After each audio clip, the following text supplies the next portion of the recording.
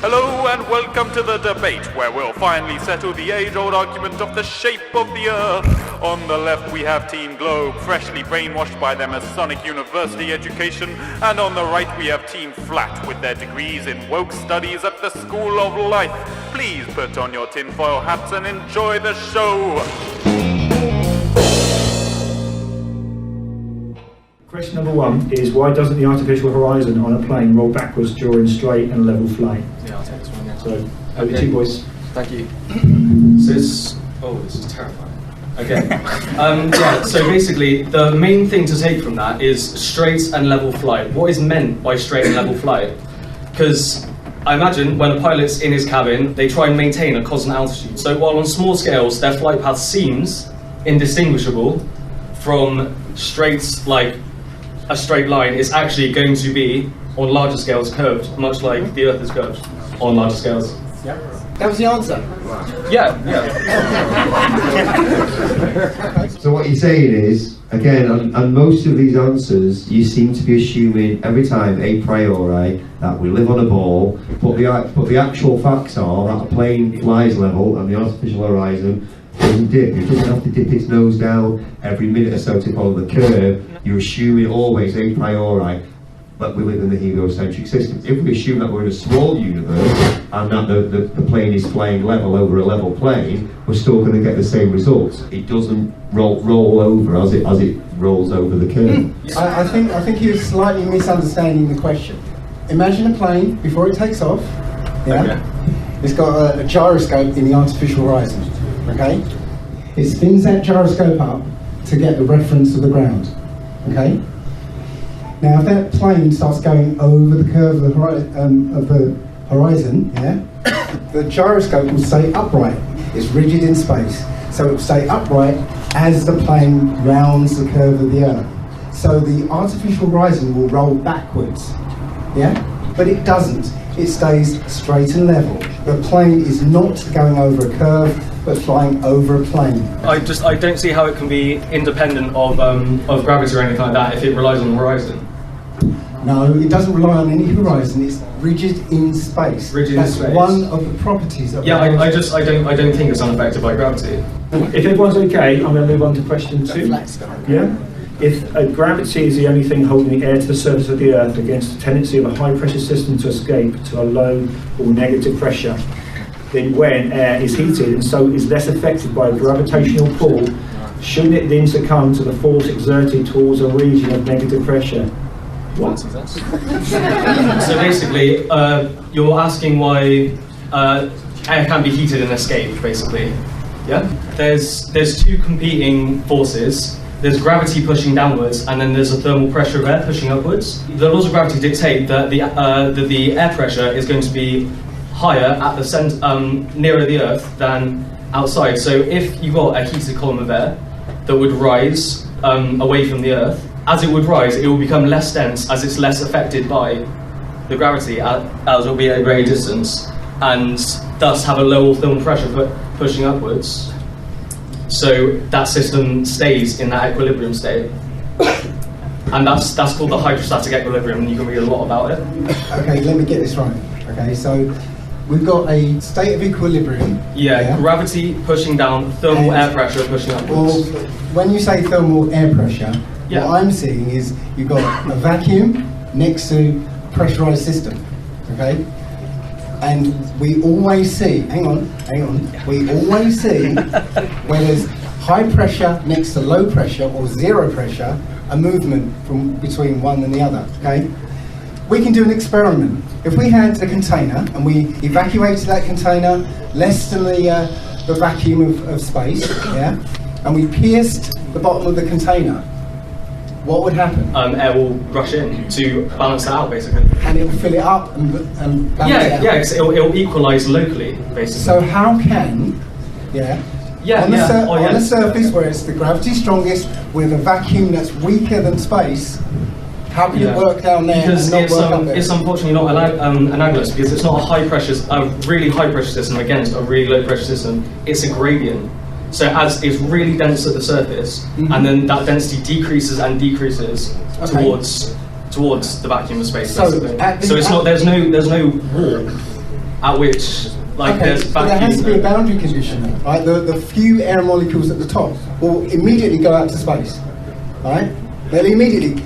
Yeah, no, it's not a negative pressure system. It's an incredibly low pressure system. So we always see high pressure goes to low. Yeah, unless there's forces acting on it, and that is gravity that's acting Right, on it, but keeping okay, it what I'm saying on is, Earth. as Yeah. soon as the air gets heated at the top, it rises. And becomes less dense, Less and then dense. has less thermal pressure. So Oh, okay, so yeah, you so create this thing. that equilibrium state balances it wherever it is, and brings it back into that equilibrium. That's why we don't Okay. want it just losing atmosphere. So where can we see an example of this idea of thermal pressure demonstrated on Earth?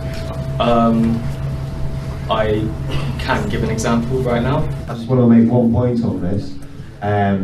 I think what we're describing, when the sun rises, heats the air rises, and as you say, it's an equilibrium system, all the air rushes in. I think that's how we get the Coriolis effect. No need for a rotating globe to create it. It's exactly air pressure, air difference in temperature, difference in pressure, and the system kind of, being an equilibrium system.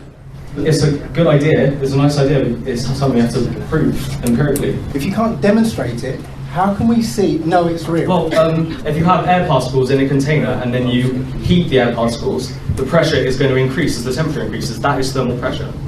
It's the kinetic energy of the particles and their collisions against the wall of the container. That as the temperature increases, they have more energy, more collisions, more pressure. So you'd agree we're in a container? Again, there's no set boundary. It's that gravity holds our atmosphere to our planet. But the scientific definition of air pressure is that measured within a container. So what should it be? Is it? No. Do you want to take yes? Okay.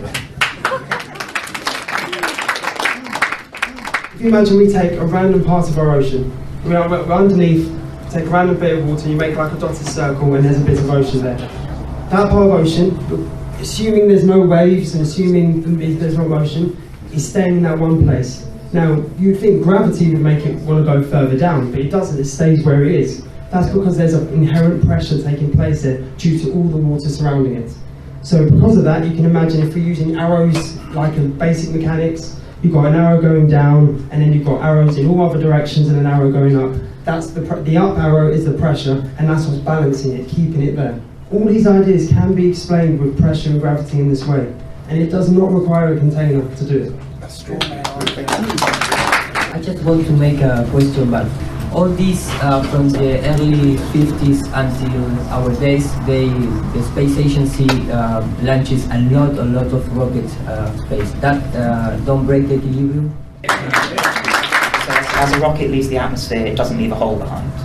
When you take into account how big this rocket is compared to the size of the atmosphere, it's very tiny. It will essentially punch a hole through the atmosphere, but that hole will reform immediately afterwards. And somebody measured that or see that? Just a question. I mean, for me, I'm not a rocket scientist. So That's what our theory predicts, basically. Yes. Yeah, That's a prediction we can make with our theory. I imagine that something like that is factored into during launches as well.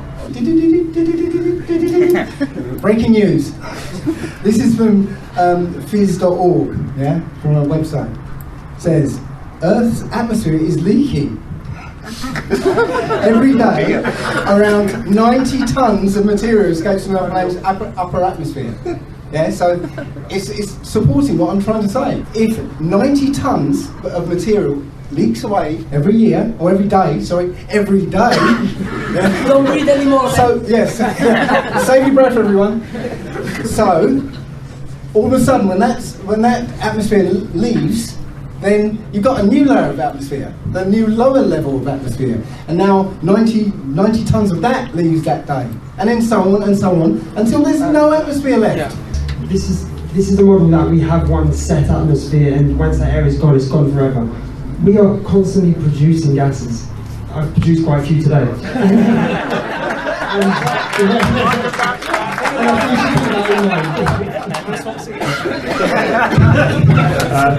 Number 3, too long.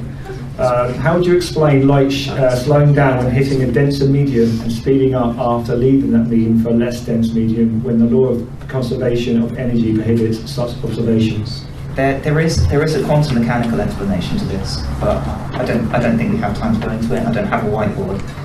So the way that I picture it is that actually light traveling is essentially it hits an atom. That atom absorbs the photon. Electrons within the atom are excited to a higher state, and then they drop back down, and the photon is re-emitted. So here in the air, we have a much less dense system of these atoms than we do in a table. So once you shine the light into a block of glass or something, it's then being absorbed and re-emitted by far more atoms. So it appears to be traveling slower. In fact, it's still traveling at the speed of light. Somebody ever see an atom? Is it real evidence of the existence of the particle called atom? So in terms of directly seeing an atom, it's impossible. We can kind of indirectly infer it through things like electron microscopy and things, where you look at the interactions of electrons with these atoms and build up pictures of them. So yeah, in terms of seeing an atom, we can't do it. In terms of knowing that there are things there, as far as we know there are. So it's like exoplanets then. You can't see them. We're just guessing what they are. You can see some of them. Oh, really? Yeah, you can actually direct image some of the closest ones. Oh, really? Yeah. With recent technology, yeah. Can you calculate Can you calculate any planet's orbit based on gravity/mass alone when using all masses in the entire solar system and get a result matching the prediction algorithms of the proposed elliptical orbit of any planet? I couldn't say that backwards. I can try and sum up the question to how I understand it. So the idea is that using something like Newton or Einstein's gravity, can we accurately predict the orbits of the planets in our solar system? I got that one? Yeah. Cool. Short answer, yes, pretty much. We have a very good idea where all our planets are going in our solar system. We know where they're going to be, and we can continue to predict where they're going to be for the next 500, 600, 700 years. That's because it's based on really quite a simple system of just pulling in certain directions at certain velocities. We didn't actually discover Neptune and Pluto straight away, and yet they were predicted because we found that due to the way the planets are orbiting in our solar system, Uranus, we would expect them to be there. And when we looked for them, we found them. We would not continue to follow these if it weren't for their predicted capabilities.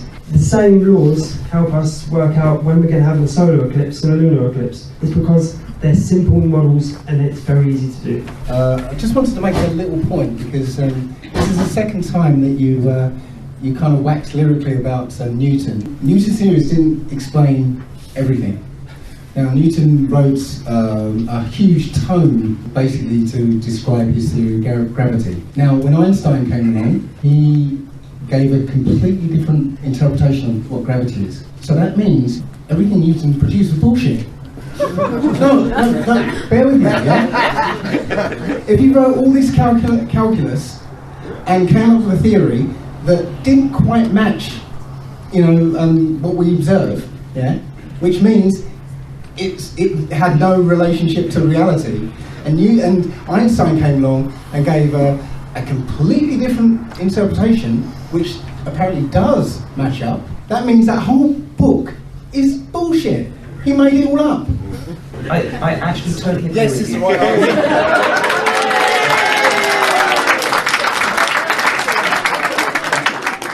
Yeah, Newton was wrong. Demonstrably wrong, in fact. and yet it stood for 400 years. Yes, but you can still apply his calculations to kind of most, certainly everything on Earth. Quite a lot of bodies in the solar system. His calculations work, well enough. Sure. He was wrong. This is why I say that nothing is ever fact. That things are just theories until someone comes along and proves them better. I'm sure, maybe in another century, 2 centuries, or whatever, someone might come along and say. Prove the world's flat.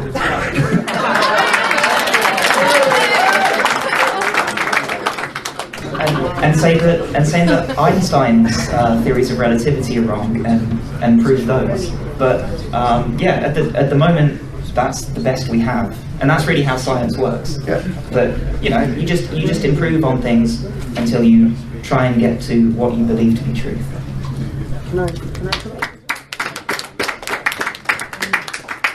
I forget the man's name, but a quite important statistician said that all models are wrong, but some are useful.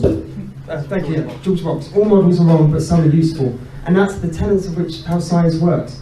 We can never prove something to be right. We can only prove what's wrong. What we're saying is then, everything is just a theory. And it will stay a theory until something else comes along to replace it.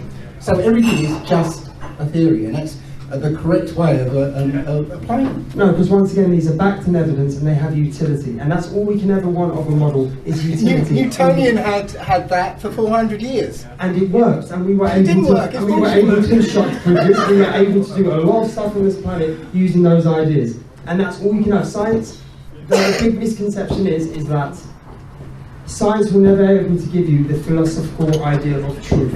It just is not what it's capable of doing. What science is capable of doing is giving you a model of which you are able to use and predict. That's all it's ever trying to do, and it's doing it very well with the current model. There are people out there who 20 years ago, when LIGO was like first in the pipeline, they were like, it'll never be done. You'll never see gravitational waves, and here we are, having seen them. Just before, I just want to talk very, very quickly. Newton, just 1 sec, mate. Just give me a sec. Just because I got the first 5 minutes.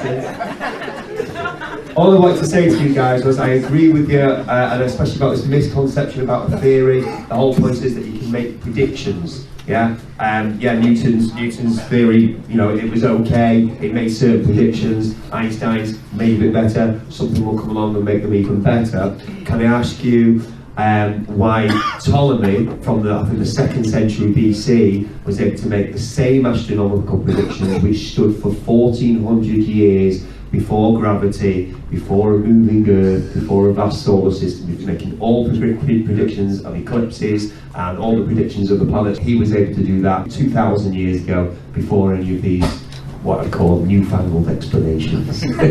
So Ptolemy was a believer in very much a geocentric universe, right? Yeah. So, and also I believe that he thought every single orbit was a perfect circle. Yeah.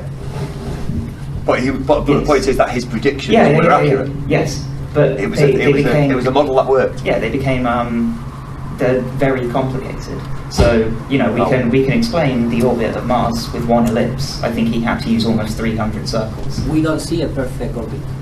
Our elliptical orbit, we still see retrograde motions. Kind of that's the crux of my argument, that why would Ptolemy try to fit the orbits with perfect circles when they're demonstrably untrue? His explanations were wrong, but his actual predictions, the theory was correct. Yeah. I still don't think you've got the explanation right, that's all. Shut down. Here we go.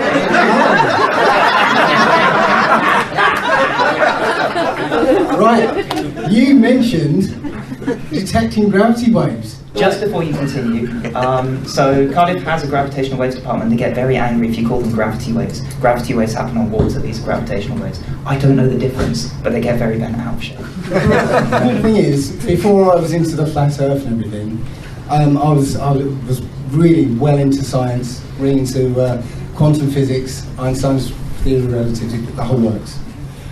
So when LIGO, was it LIGO? LIGO, sorry, yeah. When they first started doing their experiments, I wrote to ask a physicist, and I asked them a question, and they weren't able to answer. Well, they refused to answer. Okay. I've asked the same question over the years to various people. None of them have answered me. Okay. So this might get a little technical, just a little bit. Right. So the way LIGO works is that it's kind of like an L shape. Okay. With these 15-mile long legs. And what they do is they fire a laser, split the laser into 2 directions, okay, bounce them back off a mirror, recombine them, and you get an image on the screen, okay. Now, if at any time the distance between the 2 legs changes, So if a gravitational wave goes along one side, it will change the distance, change the size of that leg. Okay, then there should be an interference pattern on the screen. Yep. You agree? Yep. Right. So this is supposed to prove Einstein, but what Einstein said is that it's not the gravitational wave isn't in space; it's in space-time. So if space contracts, then time slows down so that the speed of light stays the same. So if you're doing an experiment with the speed of light, you will never detect gravity waves, because if the gravitational wave, so that if one leg shrinks slightly because of this gravitational wave, then time would slow down for that beam of light. So it will arrive exactly the same time as the other beam of light. No interference pattern. So if they detected something, that means Einstein was wrong. So if they don't detect something, that also means Einstein was wrong. So what do you got to say about that? So, leave it there. yeah. Right, that's the best answer today. This would absolutely be the case if you were doing this experiment with anything other than laser light, or light in general. Whatever speed you're travelling at, if you were travelling at half the speed of light and you fired a laser, you would see that laser go away from you at the speed of light. Yep. So it doesn't actually matter about the fact that the light is slowing down because it's still travelling at the speed of light. Don't try and blind us with bullshit. The point is, you're using it. Well, Einstein says that it's not just space, it's space-time. You know, you change the space, time changes, so that the speed of light remains the same. That's the core of Einstein's relativity. Mm-hmm. So that means it can never detect a gravitational wave. But the light is still travelling at the same speed. Only because time is reciprocal to space. So it has to, according to Einstein, that's what has to happen. That's Einstein. It's Einstein. Don't argue with that. It's not me. It's Einstein. It's not quite one over the other. It is. That's it. Oh, kind of. It is. I like Einstein's theory. I'm afraid so. It is described it accurately. Okay. Go and read it, and we'll see you next year. The beam of light is travelling further. Sorry, say again? The beam of light is travelling a different distance. No, because again, it's space-time. Time and space curving, changing shape, contracting. But the speed of light has to stay the same in Einstein's theory. So, it works the same way in LIGO that it does apparently with the Earth. Yeah. Yeah. Yeah. Come on. These guys got to go. Chris is actually on schedule. We're tired. So, can I just say, on behalf of us at Flirt Earth, thank you very much. A big thank you very much.